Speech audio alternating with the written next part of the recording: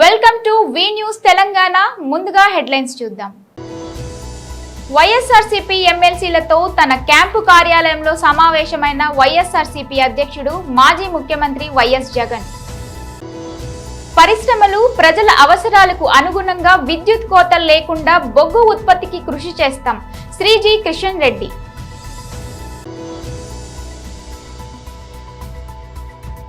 ముఖ్యమంత్రిగా చంద్రబాబు బాధ్యతల స్వీకరణ.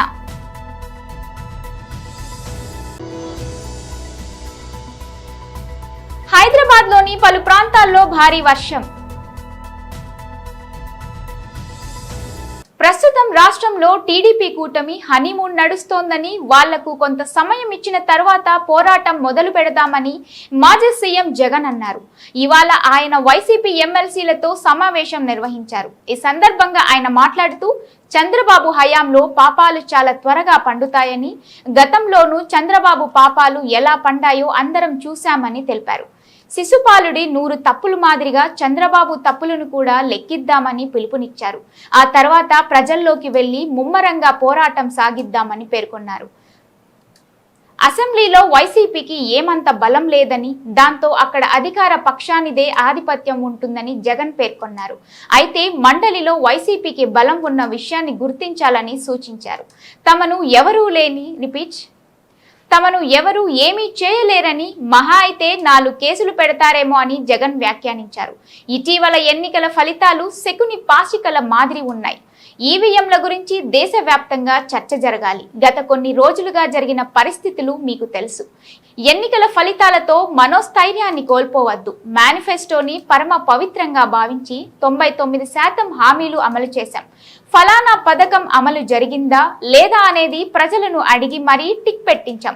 ప్రజామోదం పొందిన తర్వాత ఎన్నికలకు వెళ్ళాం. కానీ ఎన్నికల్లో ఏం జరిగిందో అర్థం కావడం లేదు. వేల కోట్ల రూపాయలు ఎటువంటి వివక్ష లేకుండా, ఎటువంటి లంచాలు లేకుండా, ఏ నెలలో ఏమిస్తామో అని ముందే చెప్పి క్యాలెండర్ ప్రకటించి ఆ నెలలో అది తప్పకుండా ప్రతి సంవత్సరం తూచా తప్పకుండా ప్రతి సంవత్సరం అది జరిగేట్టుగా చేస్తూ ఏకంగా 2,70,000 కోట్ల రూపాయల వివిధ పథకాల ద్వారా మాట తప్పకుండా జరగడం కూడా గతంలో ఎప్పుడూ కూడా చూడలేదు, జరగలేదు. ఇవన్నీ కూడా నేను ఏదైతే చెప్తా ఉన్నానో ఇవన్నీ ఎప్పుడూ చూడని మార్పులు, గతంలో ఎప్పుడూ జరగని సంస్కరణలు.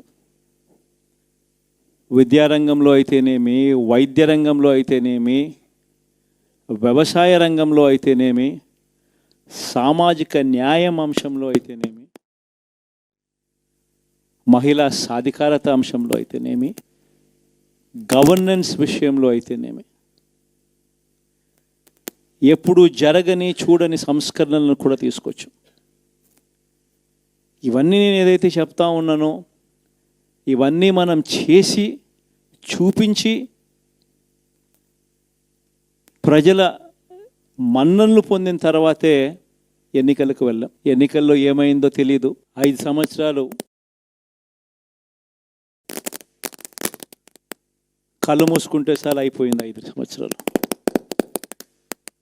మళ్ళీ 2024 నుంచి 2029 కూడా అదే మాదిరిగానే కళ్ళు మూసుకుంటే 2029 కూడా కళ్ళు మూసుకుంటే వచ్చేస్తుంది. ఇవి మనం గుర్తుపెట్టుకోవాల్సిన అంశం ఏమిటి అని అంటే, సినిమాలో ఓన్లీ ఫస్ట్ హాఫ్ మాత్రమే అయ్యింది. గతంలో కూడా ఇదే మాదిరిగా పరిస్థితులు ఉన్నప్పుడు కూడా మనం ఏ మాదిరిగా పైకి లేచాము అన్నది కూడా మీ అందరికీ తెలిసిన విషయాలే. నేను ఒక్కటే మీ అందరికీ చెప్తా ఉన్నా, ప్రజల్లో ఈరోజు మనం చేసిన మంచి ఉంది. ఇంటింటికి మనం చేసిన మంచి ఇంకా బ్రతికే ఉంది. ప్రజల్లో ఈరోజు మనం చేసిన పాలన మీద విశ్వసనీయత అనే పదానికి అర్థం ఈ రోజుకి కూడా ప్రజల్లో ఉంది. గడప గడపకు మనం చేసిన మంచి ఇంకా ప్రజల్లో బతికే ఉంది. మరి ఇవన్నీ ఉన్నప్పుడు మళ్ళీ మనం లేయడం కూడా తథ్యం. కాకపోతే కొంచెం టైం పడుతుంది. ఆ టైం ఇవ్వాలి. ఆ టైం ఇచ్చినప్పుడు, అది జరిగినప్పుడు, పాపాలు పండినప్పుడు ఖచ్చితంగా మళ్ళీ మనం పైకి లేస్తాం. ఈ విషయం ప్రతి ఒక్కరం కూడా గుర్తుపెట్టుకోవాలి. ఎందుకు ఈ మాట కూడా చెప్తా ఉన్నానంటే, రాజకీయాలలో అన్నిటికన్నా ముఖ్యమైన అంశం క్యారెక్టర్, విలువలు, విశ్వసనీయత. ఈ పదాలకు అర్థం తెలిసి ఉండడం రాజకీయాలలో చాలా అవసరం. రాజకీయం అంటే ఎల్లవేళలా అధికారమే కాదు. అధికారంలో లేనప్పుడు కష్టాలు ఖచ్చితంగా వస్తాయి. కానీ ఖచ్చితంగా కష్టాలు వచ్చినప్పుడు మనం ఖచ్చితంగా ఏ రకంగా రియాక్ట్ అవుతామన్నది మన చేతుల్లో ఉంది. విలువలు, విశ్వసనీయత లేని మనిషిగా రాజకీయాలు చేద్దామా, లేదా కష్టాలు వచ్చినప్పుడు ఆ కష్టాలను ఎదుర్కొని హుందాగా నిలబడుతూ మళ్ళీ 5 సంవత్సరాలు కళ్ళు మూసుకుంటే 5 సంవత్సరాలు అయిపోతాయి, మళ్ళీ 5 సంవత్సరాల తర్వాత మన పాలన వస్తుంది, మన ప్రభుత్వం వస్తుంది, అప్పుడు మళ్ళీ మనమే ఆందోళన ఎక్కుతామన్నది కూడా గుర్తుపెట్టుకొని అడుగులు వేస్తామా అన్నది మనలో ప్రతి ఒక్కరూ కూడా ఆలోచన చేసుకోవాలి. ఇదే మన ప్రభుత్వం అధికారంలో ఉన్నప్పుడు కులం చూడలేదు, మతం చూడలేదు, ప్రాంతం చూడలేదు, రాజకీయాలు చూడలేదు, చివరికి ఏ పార్టీకి ఎవరు ఓటు వేశారు అన్నది కూడా చూడకుండా ప్రతి పథకము కూడా డోర్ డెలివరీ చేయించాం. మనం అర్హత మాత్రమే ప్రామాణికంగా తీసుకొని ప్రతి పథకము, ప్రతి మంచి కూడా ప్రతి ఇంటికి డోర్ డెలివరీ చేయించాం. అలా ప్రతి మంచి, ప్రతి పథకము డోర్ డెలివరీ చేసిన ప్రభుత్వం మనదైతే, పాలన మందైతే, ఈరోజు కేవలం వాళ్ళ పార్టీకి ఓటు వేయలేదు అని మాత్రమే, ఓటుకు వేయకపోవడమే పాపం అన్నట్టుగా ఈరోజు రావణ కాష్టం సృష్టిస్తూ ఉన్నారు, విధ్వంసం చేస్తూ ఉన్నారు, ఆస్తులు నష్టం చేస్తున్నారు, కొడతా ఉన్నారు, అవమానిస్తూ ఉన్నారు. ఇవన్నీ శిశుపాలుని పాపాల్లో భాగాలుగా ఇవన్నీ అప్పుడే పాపాలు మొదలయ్యాయి. ఒకవైపున మనమేమో మనకు ఓటు వేయకపోయినా కానీ ఏ రోజు కూడా డిస్క్రిమినేషన్ చూడలేదు. అటువంటి వాళ్లకు కూడా మనం డోర్ డెలివరీ చేసిన ప్రభుత్వం పాలన మందైతే, ఈరోజు కేవలం ఓటు వేయలేదన్న ఒకే ఒక కారణంతో ఏకంగా కొడతా ఉన్న పాలన వీళ్ళది.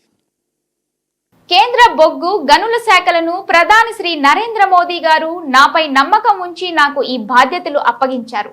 దేశాన్ని విద్యుత్ కోతలు లేని నవభారతంగా మోదీ గారు గత 10 ఏళ్లలో తీర్చిదిద్దారు. రానున్న రోజుల్లో కూడా పరిశ్రమలు, ప్రజల అవసరాలకు అనుగుణంగా విద్యుత్ కోతలు లేకుండా బొగ్గు ఉత్పత్తికి కృషి చేస్తాం. శ్రీ జి కిషన్ రెడ్డి గారు, కేంద్ర బొగ్గు గనుల శాఖ మంత్రి, బీజేపీ రాష్ట్ర అధ్యక్షులు. నమస్కారం. ఈ రోజు బొగ్గు అండ్ గనులు ఈ 2 డిపార్ట్మెంట్ సంబంధించి మంత్రిగా ప్రధానమంత్రి గారు నాకు బాధ్యతలు ఇవ్వడం జరిగింది. ఈ రోజు అధికార పూర్వకంగా ఈ బాధ్యతలు ఈ రోజు చేపట్టాను. మనకందరికీ తెలుసు, దేశంలో విద్యుత్ లేకుండా, పవర్ లేకుండా ఏ ఒక్క పని కూడా కాదు. అది వ్యవసాయమే కావచ్చు, పారిశ్రామిక రంగమే కావచ్చు, ఐటీ కానీ, లేక కమర్షియల్ గానీ, డొమెస్టిక్ గానీ, ప్రజల జీవితాలతో విద్యుత్తు రంగం పూర్తిగా పెనవేసుకొని ఉన్నది. మీకు అందరికీ తెలుసు, 10 సంవత్సరాల క్రితం భారతదేశంలో మన హైదరాబాద్ నగరంలో కూడా ఇండస్ట్రియలిస్టులు సమ్మె చేసిన విషయం మనం చూసాం. ఎవరైనా ఎక్కువ విద్యుత్తు అలాట్మెంట్ కంటే ఎవరైనా ఎక్కువ విద్యుత్తు ఉపయోగిస్తే వాళ్ళ మీద ఫైన్ చేసేటువంటి పరిస్థితి హైదరాబాద్ లో ఉండేది. రైతులు విపరీతంగా ఆత్మహత్యలు చేసుకున్న వాళ్ళు విద్యుత్ కోతల కారణంగా. కరెంటు మోటార్లు కాలిపోతుండేది, పంటలు ఎండిపోతుండేది, సీజన్ లో విద్యుత్ రాక రైతులు అనేక రకాలుగా గోసపడేవాళ్ళు. మరి ఈ రోజు మనం చూస్తా ఉన్నాము, భారతదేశంలో విద్యుత్ కోత లేనటువంటి ఒక నూతన భారతాన్ని నరేంద్ర మోడీ గారు ఈరోజు ఆవిష్కరించారు. ఈ రాష్ట్రము ఆ రాష్ట్రం కాదు, అన్ని రాష్ట్రాల్లో కూడా అవసరమైనంత విద్యుత్ అన్ని రంగాలకు అందుతా ఉంది. దానికి ప్రధానమైనటువంటి కారణము బొగ్గు ద్వారానే ఈ రోజు విద్యుత్ ఉత్పత్తి అత్యధిక శాతం అవుతా ఉంది. రానున్న రోజుల్లో ఇంకా విద్యుత్ ఉత్పత్తి పెంచడం కోసము, విద్యుత్ ట్రాన్స్పోర్ట్ ఇంకా పెంచడం కోసము అనేక రకాలుగా నరేంద్ర మోడీ గారి నాయకత్వంలో యాక్షన్ ప్లాన్ చేస్తా ఉన్నారు. రానున్న రోజుల్లో దీన్ని మరింతగా ముందుకు తీసుకెళ్తాము. ఇక్కడ పవర్ మినిస్ట్రీ గానీ, రైల్వే మినిస్ట్రీ గానీ, కోల్ మినిస్ట్రీ గానీ, మైన్స్ మినిస్ట్రీ గానీ, వీటన్నిటికీ ఎన్వైరన్మెంట్ మినిస్ట్రీ గానీ, వీటన్నిటికీ ఒక అవినాభావ సంబంధం ఉంది. వీటన్నిటిని కూడా సమన్వయం చేసుకుంటూ ముందుకెళ్తాము. విద్యుత్ కోత లేనటువంటి భారతాన్ని నిర్మించాలంటే ఖచ్చితంగా ఈ దేశంలో ఈ యొక్క బొగ్గు ఉత్పత్తి పెంచాల్సినటువంటి అవసరం ఉంది. ఇతర దేశాల నుంచి ఇంకా కొంత మేరకు మనం బొగ్గు దిగుమతి చేసుకుంటున్నాం. రానున్న రోజుల్లో కూడా పూర్తి స్థాయిలో మన అవసరాలకు కావలసినటువంటి బొగ్గును మనమే ఉత్పత్తి చేసుకోవడం, మినరల్స్ అన్నిటిని కూడా మనము ప్రజల జీవితాలకు సంబంధించి మెరుగుపడడం కోసం ఆ యొక్క మినరల్స్ బయటికి తీయడము, ఉపాధి అవకాశాలు పెంచడము, మినరల్స్ ను కూడా ఇతర దేశాలకు కూడా ఎక్స్పోర్ట్ చేయడము, తద్వారా భారతదేశము ఒక ఇప్పటికే 5వ ఆర్థిక శక్తి దేశంగా ఎదిగింది. రానున్న రోజుల్లో దాన్ని 3వ ఆర్థిక శక్తి గల దేశంగా ఎదగాలంటే అన్ని రకాలుగా కృషి చేయాల్సిన అవసరం ఉంది. నేను తప్పకుండా ఇటు మైన్స్ మినిస్ట్రీ, కోల్ మినిస్ట్రీ ఒక టీం వర్క్ గా మేమందరం పనిచేసి మా అధికారులు మేమందరం తప్పకుండా నరేంద్ర మోడీ గారు గాని దేశ ప్రజలు గాని ఏ ఆకాంక్షలతో అయితే ఈరోజు ముందుకెళ్తా ఉన్నారో ఆ దిశలోనే మేమందరము డెడికేషన్ తో పనిచేస్తామని ఈ సందర్భంగా మనవి చేస్తా ఉన్నాం. ధన్యవాదాలు. టీడీపీ అధినేత చంద్రబాబు వేద మంత్రాల నడుమ ఏపీ ముఖ్యమంత్రిగా బాధ్యతలు స్వీకరించారు. వెలగపూడిలోని రాష్ట్ర సచివాలయం మొదటి బ్లాక్ లో ఉన్న ఛాంబర్ లో ఈ సాయంత్రం 4:30 గంటలకు చంద్రబాబు సీఎంగా బాధ్యతలు అందుకున్నారు. చంద్రబాబు నారా భువనేశ్వరి దేవుడి చిత్రపటాల వద్ద కొబ్బరికాయలు కొట్టారు. అనంతరం చంద్రబాబు ఎన్నికల్లో ఇచ్చిన ముఖ్యమైన హామీలకు సంబంధించిన ఫైళ్లపై సంతకాలు చేశారు. చంద్రబాబు ఎన్నికల్లో ఇచ్చిన ముఖ్యమైన హామీలకు సంబంధించిన ఫైళ్లపై సంతకాలు చేశారు. చంద్రబాబు తన తొలి సంతకం మెగా డిఎస్సి ఫైలుపై చేశారు. ల్యాండ్ టైటిలింగ్ యాక్టుపై 2వ సంతకం చేశారు. పెన్షన్ను 4,000కు పెంచే ఫైలుపై 3వ సంతకం చేశారు. 4వ సంతకం అన్నా క్యాంటీన్ల పునరుద్ధరణ ఫైలుపై చేశారు. 5వ సంతకం నైపుణ్య గణన ఫైలుపై చేశారు. కాగా సీఎం ఛాంబర్లో చంద్రబాబుకు టీడీపీ అగ్రనేతలు, అధికారులు, విద్యార్థినులు శుభాకాంక్షలు తెలిపారు. చంద్రబాబు బాధ్యతలు స్వీకరించిన సందర్భంగా రాష్ట్ర సిఎస్ నీరబ్ కుమార్ ప్రసాద్, డీజీపీ హరీష్ కుమార్ గుప్తా కూడా శుభాకాంక్షలు తెలిపారు.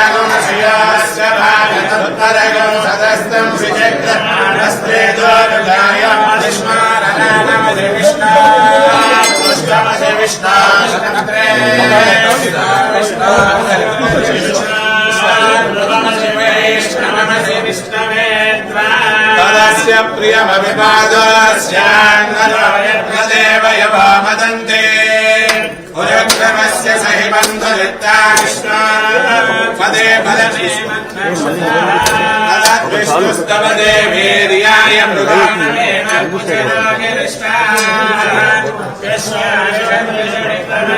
స్వదక్షయంతి భువనాని విశ్వా హయోమాశ్రయ ధర్వాధాననతే త్వమన్వశ్రవంతి విద్మనయసే పృథివ్యా విష్ణో దేవత్వం నమస్య విత్సే విచక్రమే పృథివే మేషయేదాం క్షేత్రాయ విశ్వర్మనుషే దశస్యన్ కళ్యాణ నిధయే శ్రీవేంకటనివాసాయ శ్రీనివాసాయ మంగళం కులగాత్రాయ కామితార్థప్రదాయినే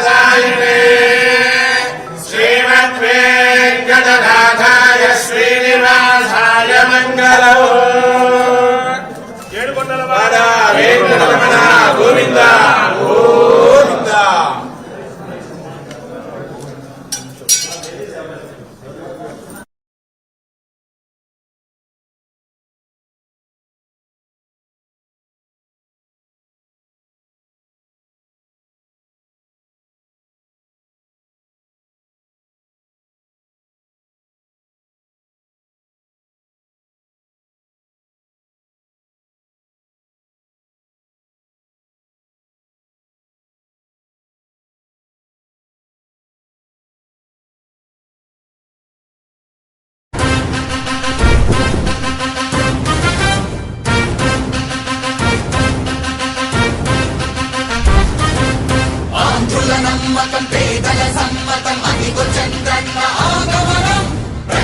ప్రభంజనం జగతి విరాజనం అదిగో వస్తుంది తెలుగు తేజం జయ హో జయ హో జయ హో జగన్న రా రేపటి తరాల భవిత మమ్ము పాలించదా మళ్ళీ రా చీకటి బ్రతుకుల వెలుగా నువ్వే కావాలి మళ్ళీ రా ఆంధ్రుల కీర్తి ప్రదాత మమ్ము నడిపించదా మళ్ళీ రా నవ్యాంధ్రుల తలరాత నువ్వే మార్చాలి మళ్ళీ రాష్ట్రానికి మీ నాయకత్వం ఎంతో ఎంతో అవసరం రానీయం ఇక ఏ అపజయం చంద్రన్న మీదే విజయం జనం గుండెల్లో మీ స్థానం ఎవడు జరప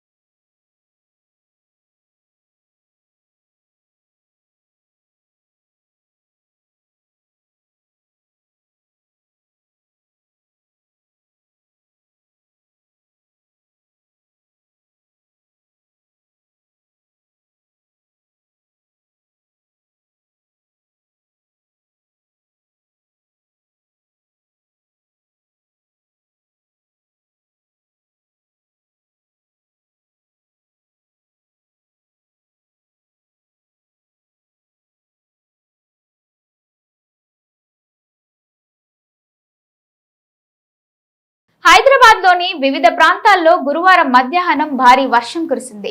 ఒక్కసారిగా వర్షం కురవడంతో రోడ్లపై నిలిచిన నీటితో వాహనదారులు ఇబ్బంది పడ్డారు.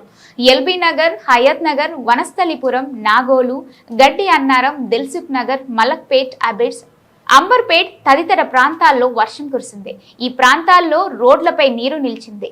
విపత్తు నిర్వహణ బృందాలు రంగంలోకి దిగి సహాయక చర్యలు చేపట్టాయి.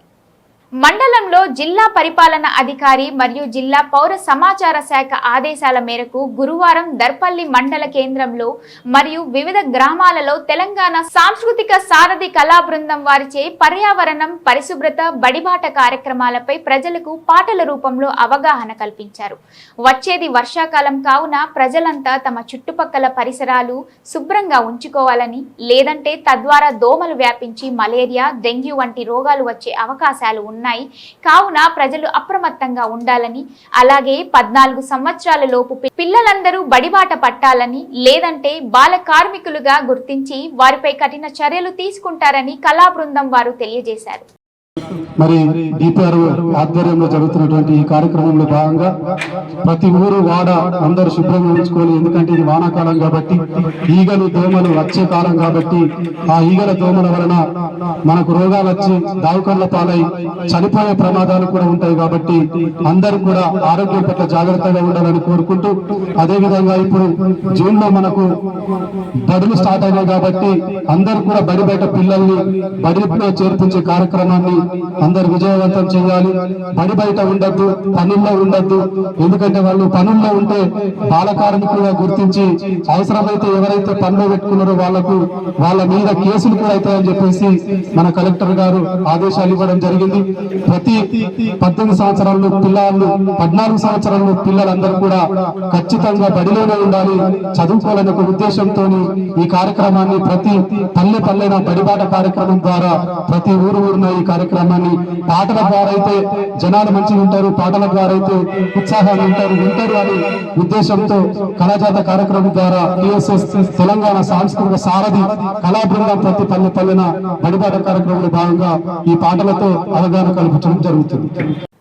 ఏపీ సీఎం చంద్రబాబు కుటుంబ సభ్యులతో కలిసి విజయవాడ కనకదుర్గమ్మను దర్శించుకున్నారు.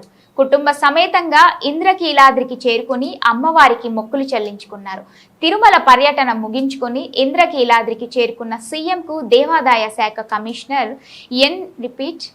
ఎన్టీఆర్ జిల్లా కలెక్టర్ ఆలయ ఈవో ఘనస్వాగతం పలికారు. అమ్మవారి దర్శనం అనంతరం ఆలయ వైదిక వర్గాలు చంద్రబాబు దంపతులకు తీర్థ ప్రసాదాలను అందజేశారు.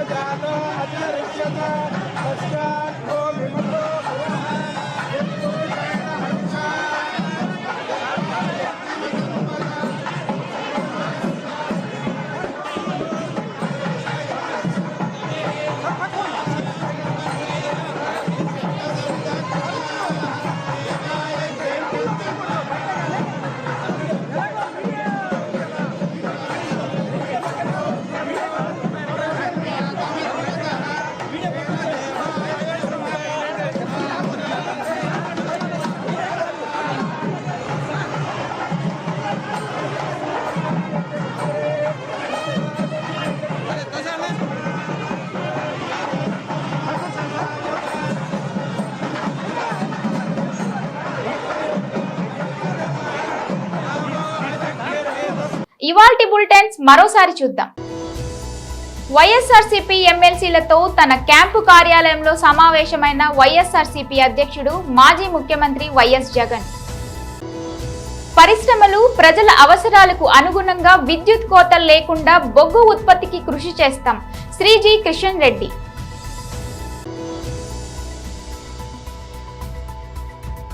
ముఖ్యమంత్రిగా చంద్రబాబు బాధ్యతల స్వీకరణ.